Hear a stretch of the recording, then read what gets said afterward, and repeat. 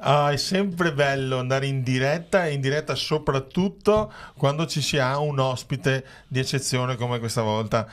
Perché ospite di eccezione? Ma Claudio, ma lo dici sempre, lo dici, ma sì, ma perché fare un podcast con imprenditori che si sempre impegnare, bisogna sempre correre dritto, è sempre da incastrare, è sempre già un successione.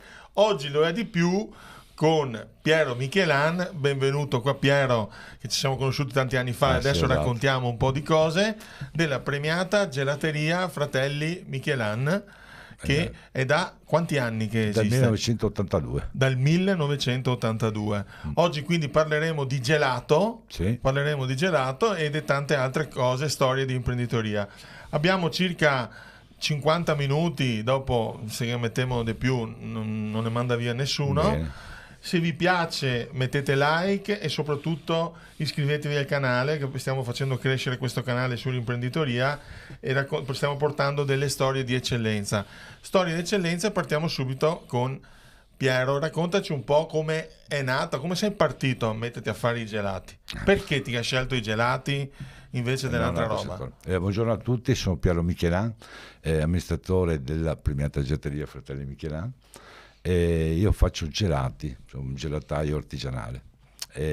Tutto è nato nell'80 circa, il quale c'era un po' la cultura del gelato, doveva ancora cominciare in Italia perché si mangiava il gelato 3 mesi l'anno, però in Germania avevamo già dei consumi molto più alti, quindi assieme a mio fratello siamo andati su in Germania, siamo andati a lavorare per 2 stagioni su una gelateria, diciamo, a fare il gelataio. A fare il gelataio. Cioè, ho cominciato in produzione? Sì, lavando con i bicchieri e dopo man mano diciamo, laboratorio. Ma la gelateria è come la immaginiamo noi, nel senso era il punto dove veniva servito subito il gelato e dietro c'era il laboratorio? Dietro c'era il laboratorio. Ok, quindi non gelateria industriale, no, artigianale. Artigianale, cioè, quindi piccolo laboratorio, il prodotto veniva fatto fresco tutti i giorni, servito, e via.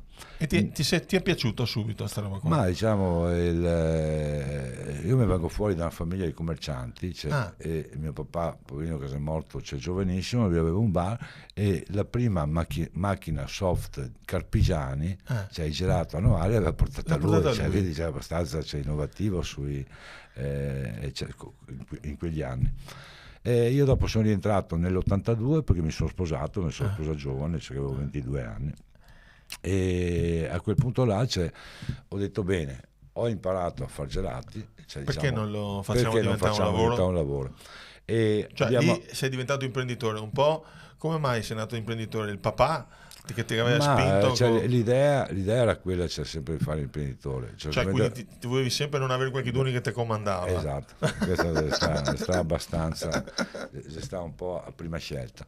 Seconda cosa, perché diciamo vengo fuori da una famiglia di contadini, c'è il mio nonno, tutta la parte di mia mamma, e quindi diciamo, l'agroalimentare era la base, il paesetto mio. qua, Noale, esatto. Il gelato, quindi, e tra l'altro se non sbaglio il primo punto vendita è quello che c'è ancora. No. Avevo aperto proprio davanti avevo aperto una delle prime, perché sono stato uno dei promotori nell'ambito di gelaterie artigianali. Quando sono venuto in Italia c'erano le licenze commerciali che adesso non esistono più, perché il mercato preso un po' libero. Quindi c'erano le licenze, bisognava acquistare le licenze del bar, ma le licenze del bar costavano follia, mi ricordo.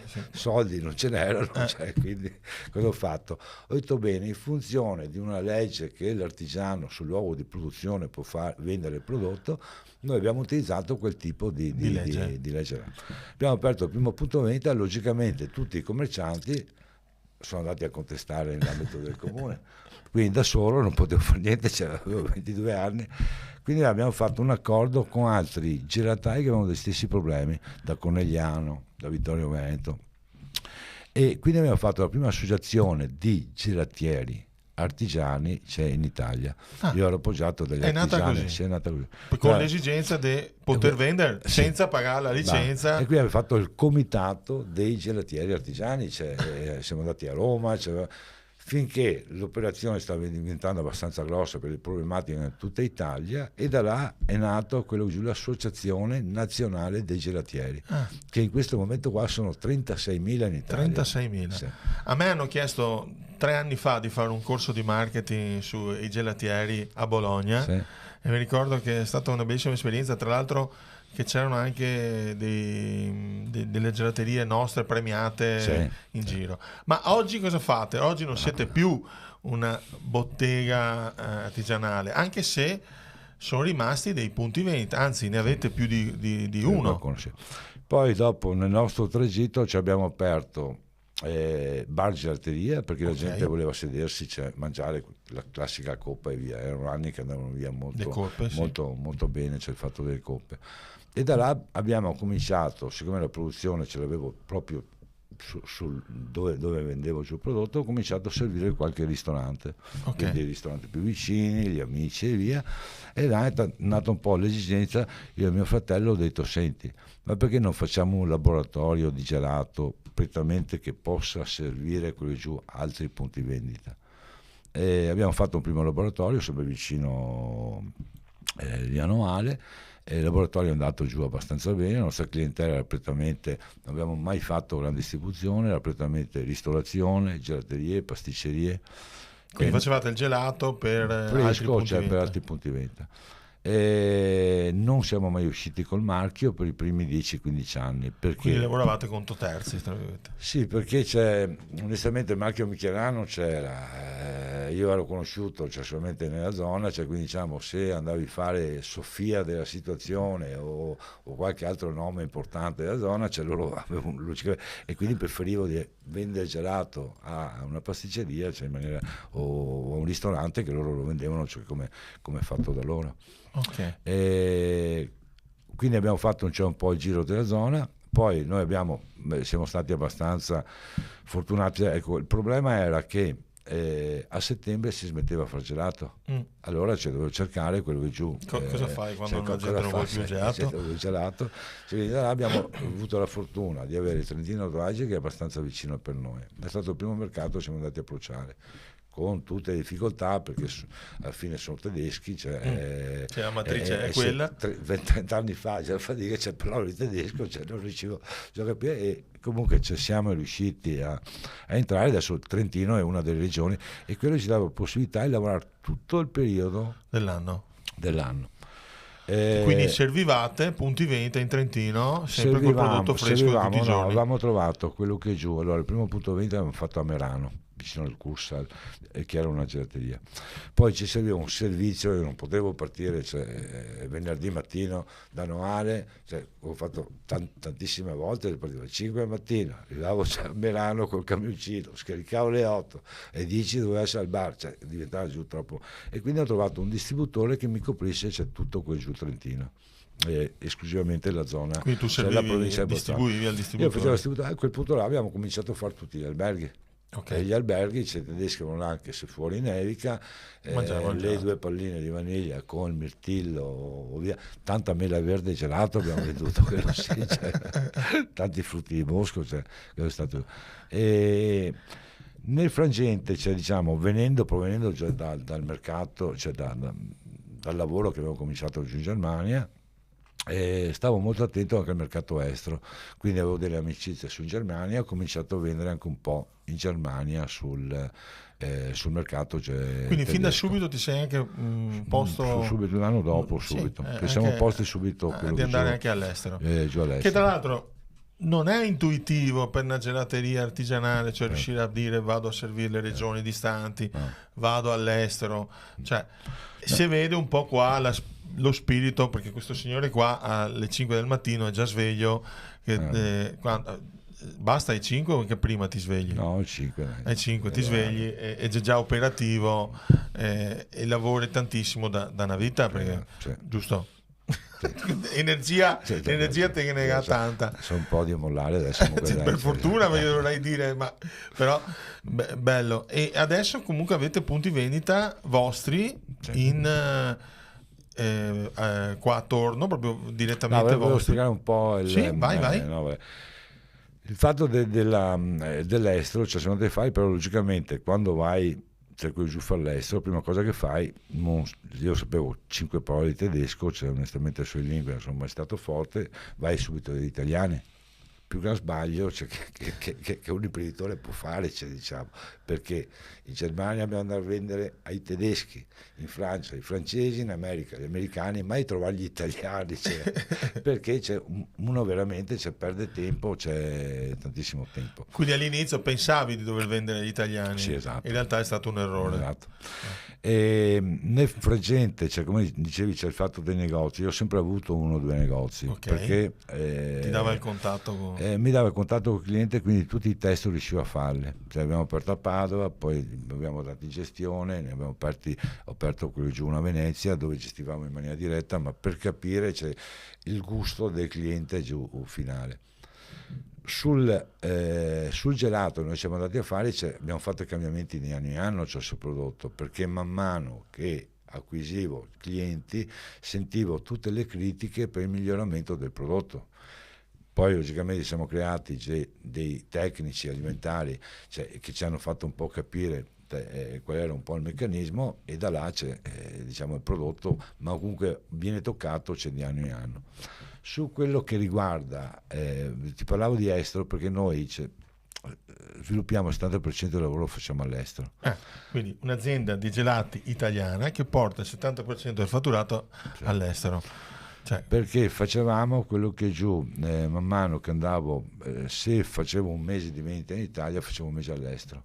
E per me qualsiasi nazione è lo stesso, cioè, perché il mercato italiano è un mercato anomalo, cioè, facendo 100, il 50% è fatto gelato industriale da 4 aziende: Samontana, Algida, Antica Giardino del Corso. Il 50% è fatto da 36.000 punti vendita. L'Algida, Samontana, tutte le grosse aziende fanno circa il 60% lo fanno nella grande distribuzione, il 40% lo fanno col confezionato nell'ambito dei bar.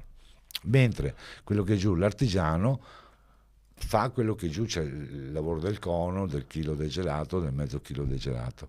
E noi onestamente all'estero è l'inverso, perché il 90% è gelato industriale, viene consumato nell'ambito della grande distribuzione e via. E non so, la Francia avrà 3.000 punti vendita contro i 36.000, quindi mercati 10 volte c'è più potenziale, perché i ristoratori logicamente preferiscono dare un prodotto, se hanno un prodotto di qualità c'è più contenti. Adesso la Francia è una delle nazioni che ci lavora più di tutto.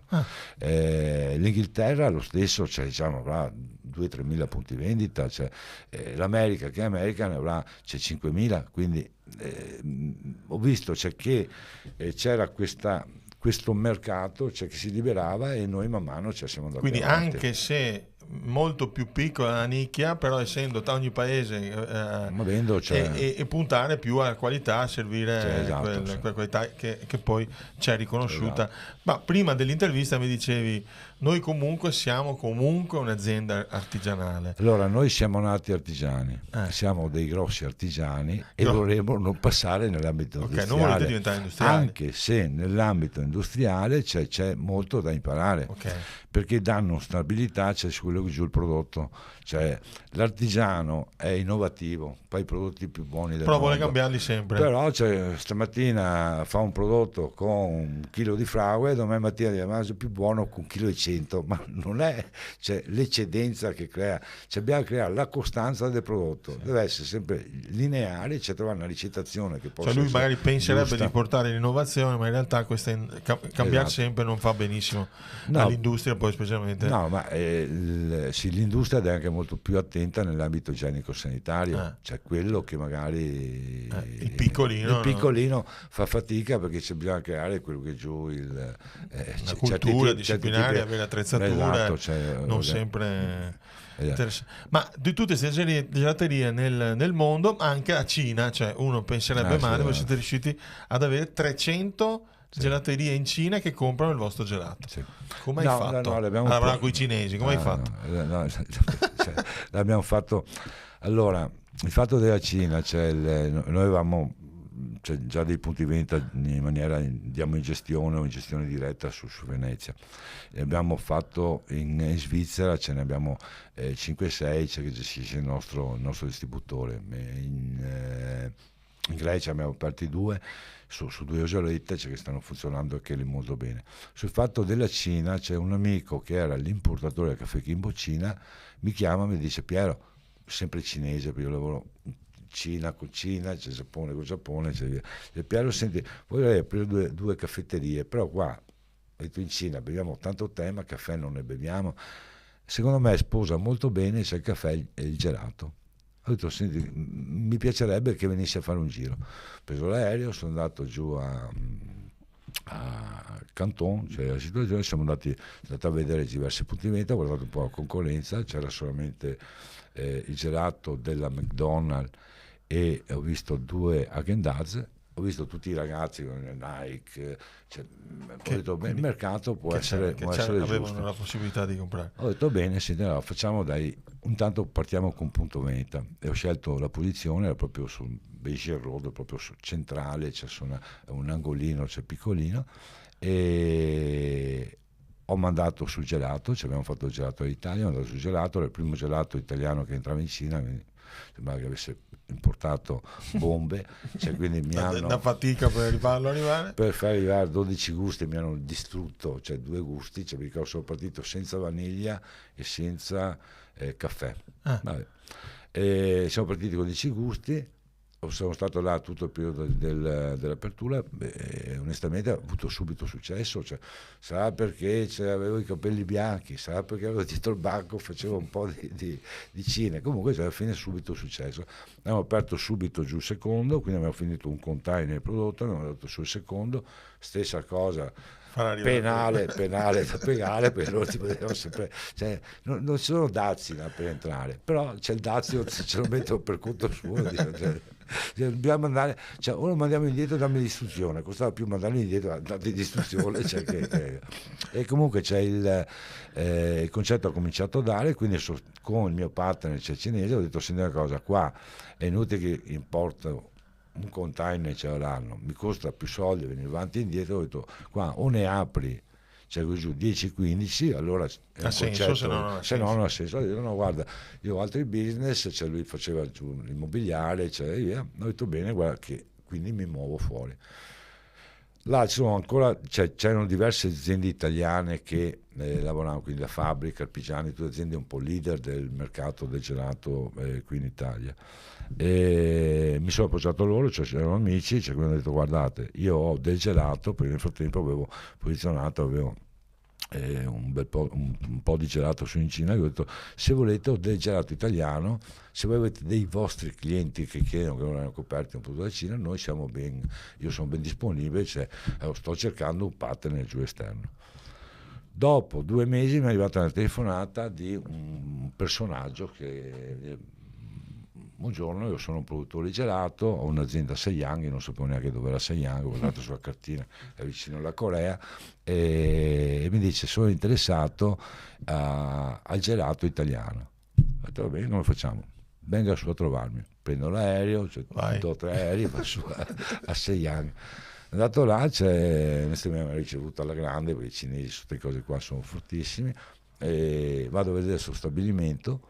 Ero là con la borsettina che camminavo, vedevo questo stabilimento, tutta sta gente, sti cinesini che lavoravano, che facevano giusto sto gelato, tutto gelato giù industriale, e mi spiega un attimino, ci sediamo e spiega un attimino chi era. Questo era un personaggio che aveva 2 stabilimenti di produzione, 1000 punti vendita in tutta la Cina, più aveva una ventina di distributori. Ha detto: guarda, io oltre alla mia linea cinese vorrei partire con una linea italiana, di gelato, e mi ha fatto vedere questo stabilimento che era grande come la zona industriale di Scorzè, e nel frattempo pensavo, dico: cavolo, se questo qua mi dice che il prodotto va bene, che piace, come faccio a darglielo?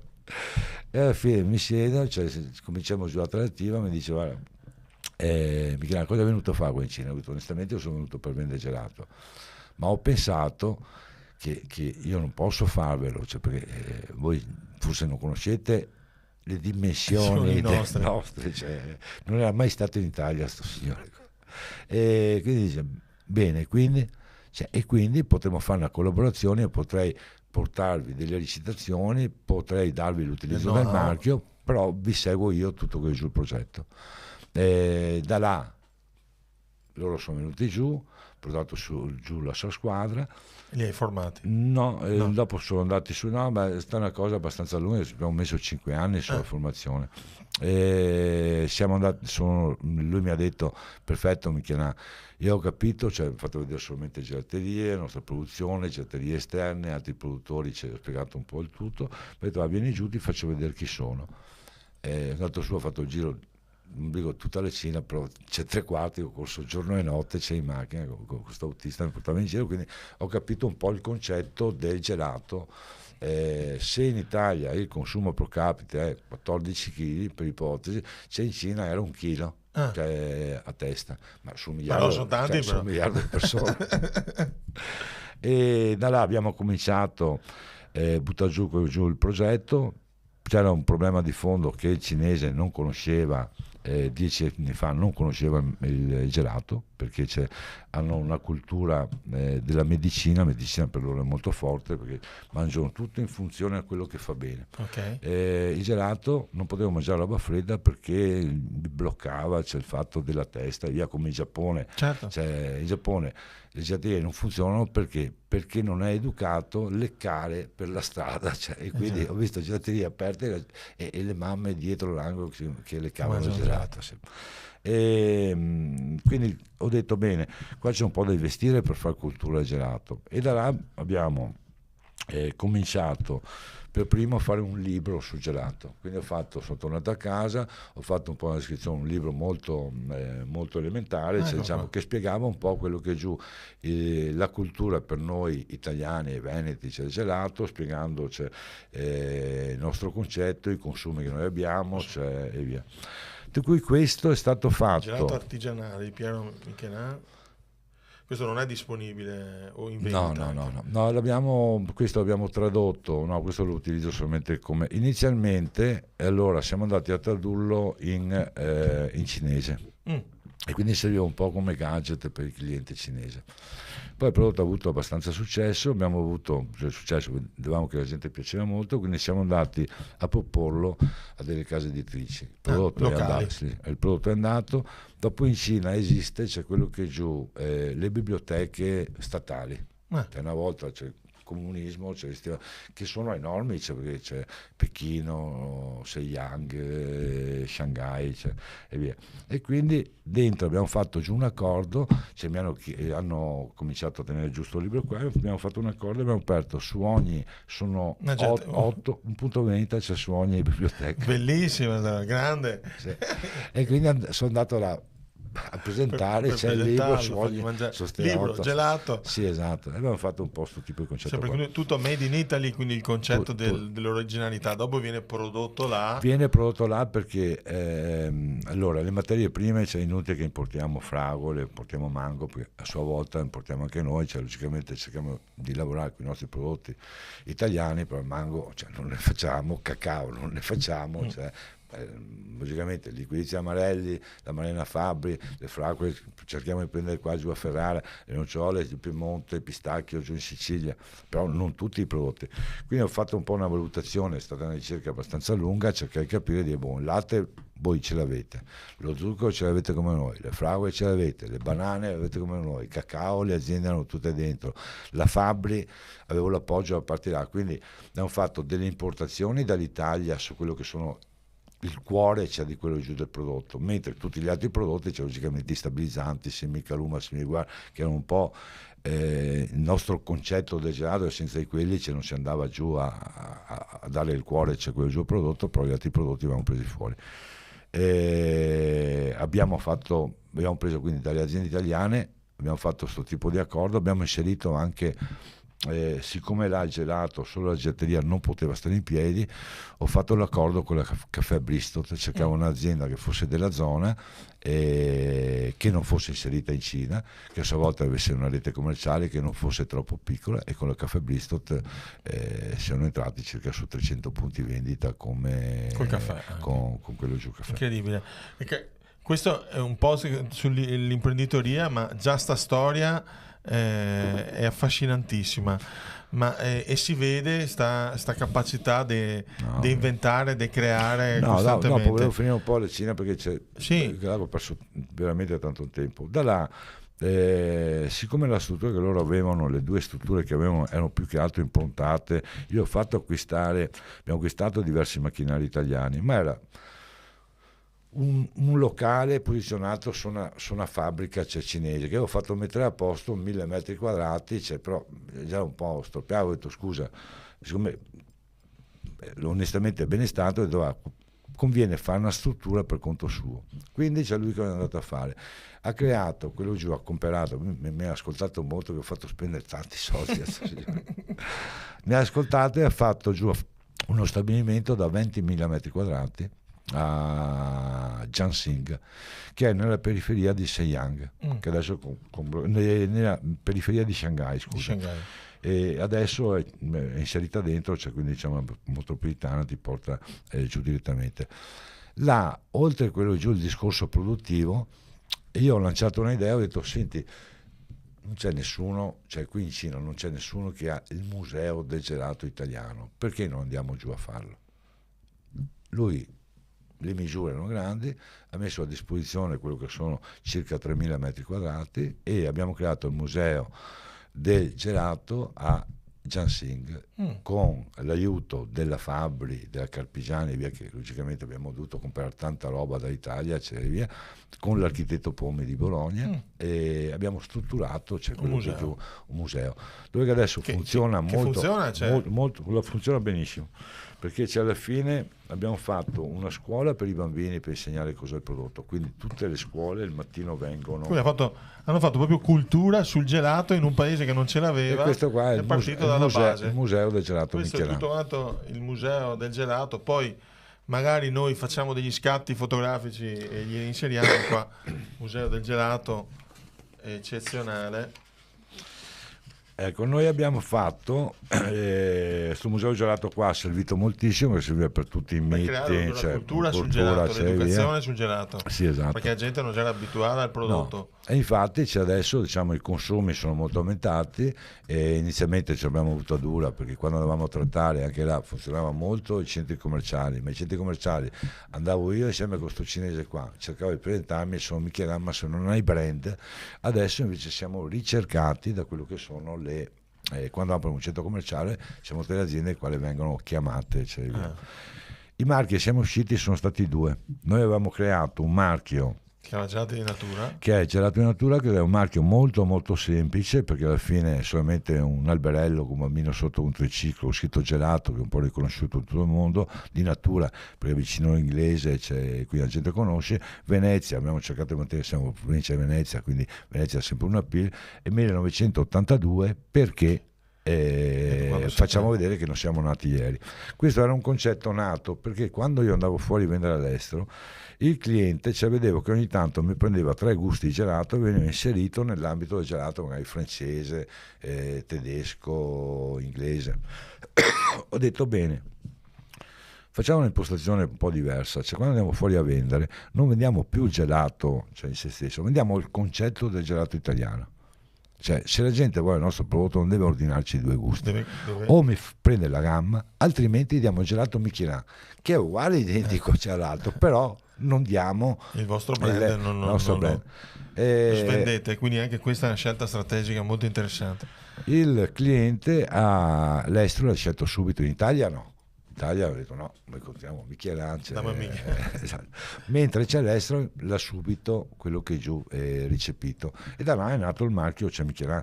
Quindi anche in Cina siamo usciti il marchio Gelato di Natura su quello che riguarda tutti i punti vendita, e quindi c'è i 300 punti vendita, mentre abbiamo fatto per la distribuzione per tutto quello che è giù il mercato cinese, abbiamo fatto qui giù Michieran. Ok. Incredibile. Ti faccio un paio di domande sull'imprenditoria, perché adesso qua te ne racconta un po' di storia, molta storia, molto bello, molto bello, molto bello. In questo percorso è successo anche dei sbagli, no? Madonna. Un po' nei tuoi anni, Sì. quindi dove che butta via soldi. Sì. Cosa fai quando succede un problema? Cioè, come è che ti affronti un problema solitamente? Diciamo, c'è problemi, sono imprenditori, capita tutti i giorni, quindi c'è bisogno bisogna dimenticarsi, avere un obiettivo, di andare qui avanti, perché c'è il problema del fondo. Mi sono reso conto, anche le robe siete va tutte bene, sei convinto di essere onnipotente, e invece ogni tanto se bene che ogni tanto qualcuno ti ripiana, ti ridimensiona, poi ti fa anche pensare e ti cerca di non ripetere e di migliorare, quindi è propedeutico a migliorarti. Sì, esatto, sì. Sì, mi faccio anche 2 o 3 volte stesso sbaglio, perché dico, anche un altro perché dico no, mi sembra impossibile che devo provare. No, però un'altra cosa interessante che hai detto, secondo me, che è un pattern interessante che dobbiamo usare, è comunque la determinazione, cioè se hai un'idea determinata, sì, inarrestabile, continua, e lo sbaglio fa parte del viaggio, sicuramente e in tutto adesso quante persone siete? Quante persone hai più o meno? Una 35-40 persone qua in sede headquarter, però in giro, in giro per il mondo centinaia. E come ti scegli le persone di fiducia? Cosa ti fa? Ti dà un tuo modo? Ti stai insieme? Che c'è gente che si mette gli stessi calcetti? No, diciamo, prima di tutto il primo impatto è sempre logicamente parlare qui assieme. Si cerca delle persone di esperienza e se è possibile c'è chi va anche dallo stesso settore, e dopo man mano strada facendo c'è che ti riesci a capire, c'è quelle persone. E come ti capisci che ti puoi fidare? Come capisci che ti puoi fidare? Ma in funzione a come chi si comporta nei confronti del cliente. Noi ti vendiamo un prodotto, c'è un'azienda venta spot, mica ho fatto tanta scuola, con quei più vecchi a me non già lo buon vendere, però sono via con quei più vecchi, ti porto a borsa, però fammi piacere, portami in giro, e da là quindi da qui anche un po' di umiltà da imparare, mettersi in gioco. È fondamentale, perché il nostro cliente, posso fregarlo oggi, ma se il prodotto non va bene domani non mi compra da me. Sì, soprattutto se io penso a fargli ottenere risultati a lui, ottengo risultati anch'io. Se i risultati voglio solo me, questo caso è fondamentale. Esatto. Quindi tu hai sempre puntato a una strategia di crescita, ti è sempre un po' diventato un po' più, anche dalle storie che hai raccontato, più un alleato che non un fornitore. Bisogna allearsi secondo me con i clienti, per andare a fare anche il fatto dei negozi, noi non abbiamo mai fatto franchising, perché c'è la forma del franchise, una forma che porta solamente per l'azienda, segue perché ti metti un sacco di regole, dei paesi, invece bisogna dare che c'è la libertà a gente di fare venta come chi vuole, perché ogni tanto è più bravo. Poi qua in Italia è fondamentale, se si guarda all'estero invece là bisogna dare una impostazione, di avere un format anche se secondo me nell'ambito dei 5-6 anni sarà un cambiamento abbastanza veloce qua in Italia, il fatto del punto vendita, se andiamo in Cina, se uno non ha 300 punti vendita, o che quello che negasse in franchise 20, 30, 40, 50, qua in Italia non esiste quello che ne ha 3, 4, 5, ma da 5 si fa fatica a gestire questa roba qua. Noi ci siamo conosciuti una ventina di anni fa, per un progetto strano, dove se stai contenti di quello che abbiamo fatto, Madonna, scherzo. Però raccontiamo questa storia che abbiamo creato gli egoniani, mi ricordo ancora che erano questi gelati per bambini che avevano una sorpresa, però è partito tutto da un'idea tua, raccontala, vai. No, allora, che tra l'altro sono ancora facciamo ancora in produzione, in Svizzera facciamo un bello. Allora c'è il concetto del del gelato, per quanto poco, resta sempre un prodotto stagionale.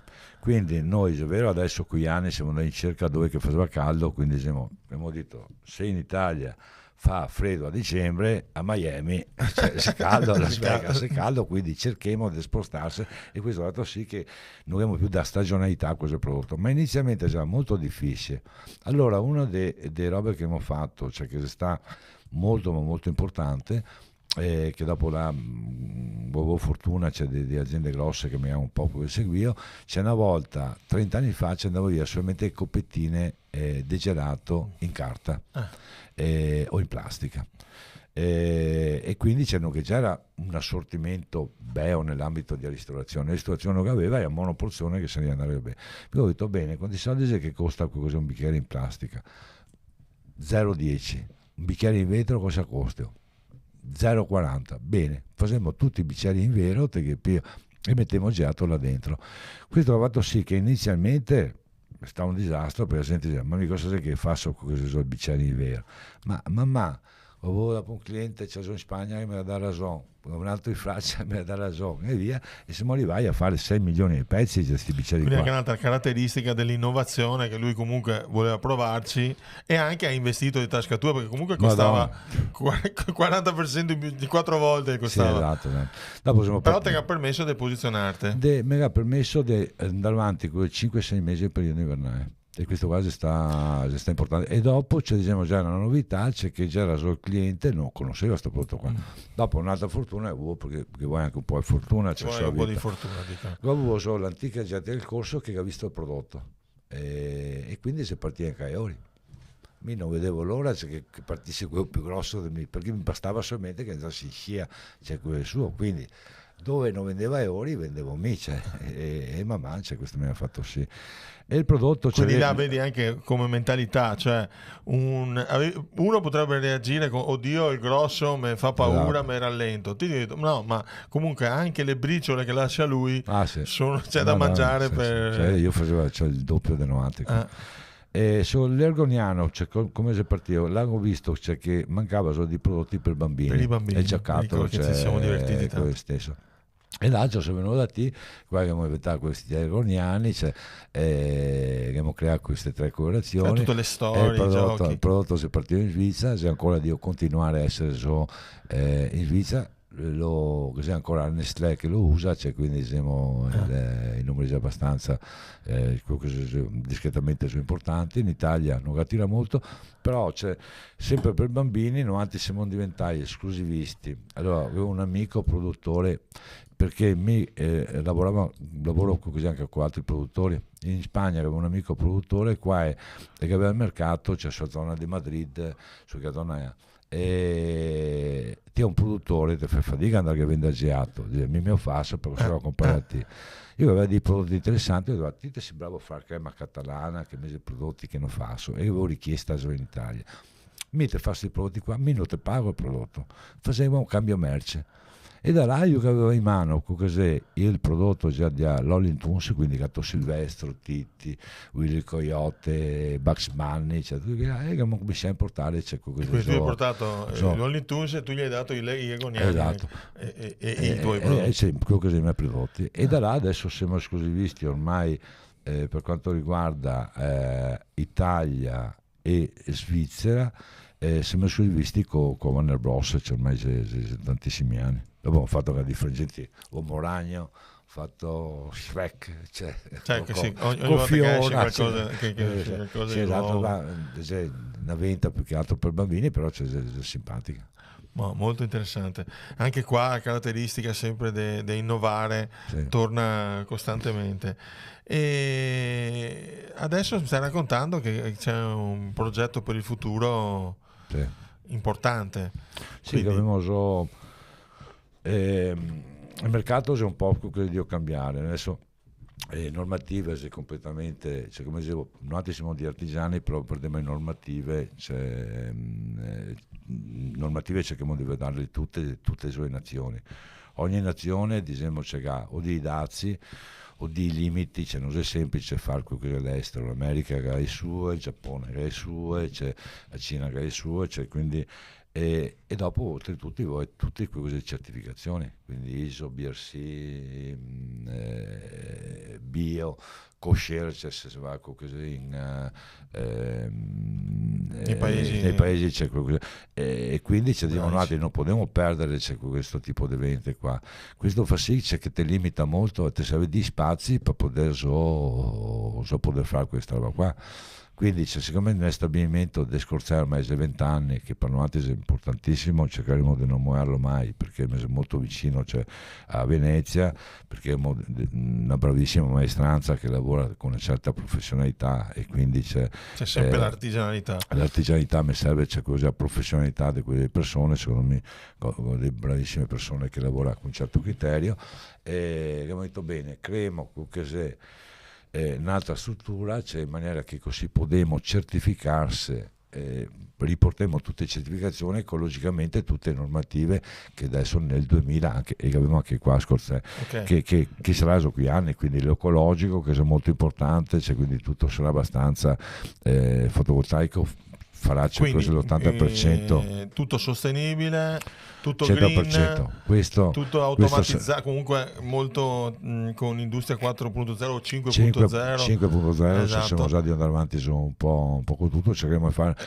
E questo sarà pronto il nostro nuovo stabilimento, che sarà di quanti metri? Sarà circa 4.000 metri quadri. 4.000 metri quadri di stabilimento, sì. Sarà pronto qui a un paio d'anni, su un anno e mezzo. Sì, 2026. Sì, lasciamo di fare un po', perché insomma io davanti un po' con l'età. E quindi diciamo, ma come? Ti vuoi fare un sacco di robe ancora? No, ho la fortuna di avermi figlio che ha 42 anni e mia figlia ne ha 37. Quindi c'è un cambio generazionale. Sì, c'è un cambio generazionale. E quindi si è scelta un po' familiare, si è fatto questa scelta di dire bene, prendiamo un po' l'azienda da qua a 10-15 anni. Noi abbiamo ancora 3, 4, 5, 6 anni da poter seguirla, però dobbiamo creare anche qualcosa da fare dopo, perché non è che mi sto mai, cioè, se no. E quindi nella parte sotto faremo circa 500 metri quadri di spazio. Però anche là noi abbiamo fatto un museo del gelato, quindi verrà fatto anche qui un museo del gelato? Là faremo tre ponti, cioè che siamo andati da acquistare, faremo così un percorso museale per i bambini, quindi diciamo, cioè, chi capisce il gelato, da dove viene fuori, c'è il tipo, i gusti, c'è su chi mangia, c'è e via. Mentre solo facciamo un po' l'università del gelato, invece siccome ci facciamo già dei insegnamenti a scuole alberghiere, mi chiama diverse volte per docenze, senza muoversi, consenti un po' già la stessa esigenza di queste scuole che cioè, nel settore gelateria pura, cioè spazio o qualcosa, quindi creeremo questo spazio. Allora, io da 30 anni mi occupo del marketing e sempre da sempre mi occupo del marketing, siamo conosciuti. Dopo adesso abbiamo creato una scuola per le imprese, eccetera, ma da sempre ho portato avanti il concetto di educazione. Sentirte raccontare di fare un museo in Cina per l'educare, di fare un libro, di fare un'università qua, quando che ancora ho imprenditori che quando gli dico ma fa un libro sulla tua azienda, fa un'educazione sulla tua, ma devo spendere soldi di marketing, quanti soldi che avevi speso? Avevi speso tanti soldi, sì, esatto. però avevi educato anche i nuovi consumi. Sì. Ho un cliente che fa vini in Italia e mi diceva che parlava con un suo collega francese che sono molto più bravi a vendere, però si sono resi conto che nei vini si sono concentrati tantissimo a vendere ad alti livelli il prodotto, ma non si sono preoccupati di educare il consumo dei vini alle nuove generazioni. Esatto. E adesso ci devono mancare le nuove generazioni ad acquistare il vino, perché uno che sta bene anche economicamente, giovane, non pensa subito al vino, pensa più alla birra. L'errore che state cercando di evitare voi, perché voi comunque fin da subito con i bimbi educate. Quindi tu che stai seguendo, che sei un imprenditore, tanti quattrini devi investire per educare il tuo pubblico a conoscere il tuo prodotto e servizio, ma a partire dai bambini se puoi. Se hai un prodotto di consumo, sicuramente. Un attimo, che fortuna vendiamo gelato. Vendete un gelato che quando lo metti in bocca c'è subito il cervello rettiliano che dice buono. Esatto. Tra l'altro non per fare piaggeria, andate in premiata gelateria Michelin grazie. e il gelato è buono, Grazie. è molto buono. Secondo te oggi la scusa, volevi dirmi una cosa, l'università, perdonami. cioè, voglio anche farla, Certo, dimmi, cioè, scusami. perché per me è importante per la formazione anche di questi ragazzi, perché se cominciamo a trovare questi ragazzi da 20 anni, che cercheremo di chiamarli anche con diversi amici, maestri gelatai, molto più bravi di me, magari c'è altri locali, Che poi tra l'altro collaborate anche con sì, chef. sì, lavoriamo con diversi chef. Questi, se noi altri ci amiamo e questi ragazzi che ha qualche personaggio, qualche nome importante, adesso è molto di moda il fatto desti chef stellati, anche perché onestamente che ne vale la pena, perché fai veramente il top di quella situazione, questo farà sì che avremo tutta una platea dei ragazzi giovani che dopo a sua volta o un po' morirà, un po' si innamora di questo prodotto, quindi aprirà magari bar, getteria, ristorante dove fa camerieri, quindi potrà diventare nostri clienti, e un po' di persone anche poi servirmi come lavorare, c'è solo che arriverà. Quindi sicuramente c'è un costo, ma un costo relativo è quello che c'è formare, la gente. Ti torna molto di più di quello che dai se lo fai bene. Sì, esatto. E a proposito di questo, adesso si parla in generale, sembra che si parla solo del concetto che si fa fatica a trovare persone, no? Sì. A lavorare. Tu cosa fai per fare in modo che le persone stagga bene a tua azienda, farle crescere? Cioè, ti dà sempre da spazio, perché ti dà gente che lavora con te da... Sì, no, tanti anni, no. Io sempre sta abbastanza duro, quindi fa fatica a lavorare insieme con me. E adesso che mi fioccia, che è un mese di portare qualcosa. Come anche lui uguale, un po' più morbido? No, io uso qualcosa, logicamente quello un po' più morbido. Mi sa di ancora i maestri, c'è di quello che si usa una volta, perché mi piace, c'è che criterio. Chiedimi 100 euro in più, ma se dobbiamo fare una roba, noi facciamo una responsabilità, faremo roba a mangiare, quindi bisogna fare un certo criterio. A volte quando andiamo a mangiare fuori, voi con un certo prodotto non vi interessa se vi costa 2 euro in più, a fine del fuori se è buono o è cattivo, se sta caro però il prodotto è buono. E quindi c'è altri che manca una responsabilità, e quindi mi sa di ancora quello severo. Severo, ok. Però comunque c'è un sacco di persone che ti seguono da tanti anni, quindi in realtà tante persone mi hanno avuto bene, mi hanno fatto crescere, via che capire un po' il tipo di strada che dobbiamo fare. D'altra parte, quando che mi sono partito 40 anni fa del laboratorio come Minus, che l'idea mi si veniva solo a me, già erano in 50, a distanza di quello che so, 30 anni siamo rimasti in 6 e noi altri siamo i più grossi, diciamo, quelli di tutti. Perché? Perché dopo certi che ha scelto la strada più facile, grande distribuzione, sai. Tra l'altro io te lo posso dire, ho fatto dei lavori sui gelati per un'azienda che c'era la competitor 2 tanti anni fa, e si è morte tutta, e anche lui neanche paga dopo. Capita, no, ma se così avevamo fatto lo sgroppino del sorbetto, che dopo tutto in grande distribuzione, ma magari altri mi hanno telefonato, sarà diciamo mai dir mai, noi altri cercheremo di stare fuori almeno finché sono me, cercheremo di stare fuori prettamente dal fatto della grande distribuzione, però che c'è di prodotti di qualità anche in grande distribuzione, bisogna essere obiettivi, certo. Sì, mi hanno detto anche quelli che fanno pane che una volta si diceva ma il pane che davano, adesso stanno facendo, hanno dei forni, hanno delle cose, anche perché diventa molto più preparati, c'è così i buyer di acquisto, ma anche addirittura ho visto che nei punti vendita certi prodotti vengono proprio prodotti nel punto vendita, quindi bisogna riuscire a competere anche con questo. Io ho visto anche il compratore che non attendiamo all'estero, sei molto più preparati, perché io dice dammi la scheda tecnica del prodotto e io ricomincio a darti la ricettazione come ti prepari. Conoscendo di base quello che è il prodotto, ti fai fatica a fregarlo, perché vuoi percentuale del latte, percentuale di grassi, che tipo di grassi, percentuale di frutta, quello non è che puoi scappare. Esatto. Sono già passati 50 minuti. Un'ultima domanda, un domandone finale a un giovane imprenditore che deve partire, a un giovane te che ti stavi partendo, che tuo papà faceva il commerciante, quindi un po' voglia di fare l'imprenditore te l'aveva messa. Che cosa diresti? Che messaggio daresti? Il mercato è tutto a conquistare. Cioè, dico sempre, cioè, diciamo, fame bisogna qualcosa averne, se non che soldi meglio, perché così, cioè, ti motiva qualcosa ancora di più, e onestamente metto che ha buona volontà, cioè, quindi per lavorare uscire. tanto, Sì. avere fame di arrivare al tuo obiettivo. Fame arrivare all'obiettivo, non essere troppo convinti che il tuo prodotto sia il meglio, ma bisogna ascoltare, essere ascoltare, c'è quelli più vecchi, perché ogni tanto l'esperienza fa sì che ti insegna a fare quel prodotto, e cercare di adattarsi. Cioè, il prodotto più buono è quello che la gente compra di più, che lo mangia tutti. Ma il mio è meglio, la gente non capisce. No, te si ti che non ti capisci, la gente cosa che vuoi. Cioè. Piero, grazie mille. Ma scherzo. È stato veramente un onore averti qua. Sai che ti aspetto ad altre puntate, ci sarò sicuramente. Ci raccontiamo. Se vi è piaciuto questo video e vi è piaciuto tantissimo, iscrivetevi al canale, segnalateci altri imprenditori, altre storie da raccontare, e Piero, ci vediamo presto. Vediamo. Grazie. Grazie. A te. Bye.